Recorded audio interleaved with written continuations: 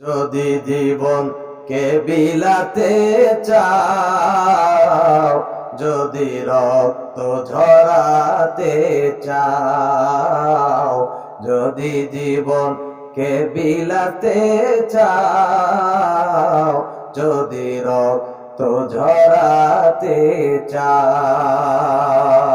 যারা এই কোরআনকে যারা অবমাননা করতে চেয়েছিল, কোরআনের বিপক্ষে যারা কথা বলেছে, খোঁজ নিয়ে দেখবেন ওই এনজিও খেকসুদের দালাল, ওর বাবার কোনো পরিচয় নাই, ওই হলো তার সন্তান। কথা বলেন ঠিক কিনা?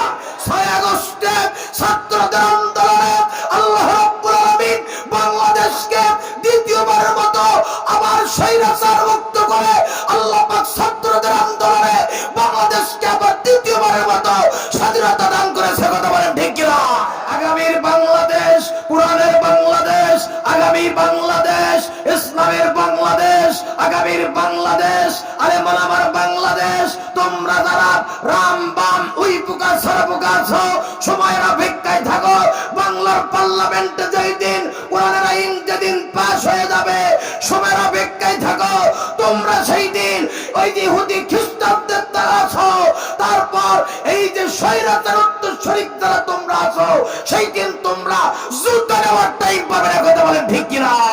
যদি জীবনকে বিলাতে চাও, যদি রক্ত ঝরাতে চাও, যদি জীবনকে বিলাতে চাও, যদি রক্ত ঝরাতে চাও, দিনের পথে খোদা রাহে, দিনের পথে খোদা রাহে, জীবনকে বিলিয়ে দাও, যদি জীবনকে বিলাতে চাও, যদি রক্ত ঝরাতে চাও।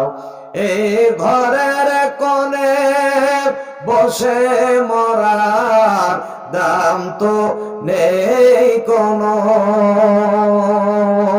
খানকা সারো বাইরে এসো, বাতিলকে আঘাত হানো। কত বলে ঠিক না?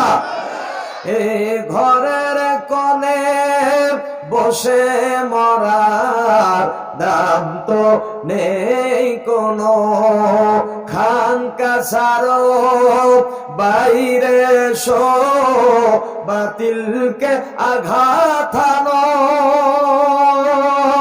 ময়দানেতে ঝাঁপিয়ে পড়ে শহীদি খেতাবটা নাও, যদি জীবনকে বিলাতে চাও, যদি রক্ত ঝরাতে চাও, যদি জীবনকে বিলাতে চাও, যদি রক্ত ঝরাতে চাও।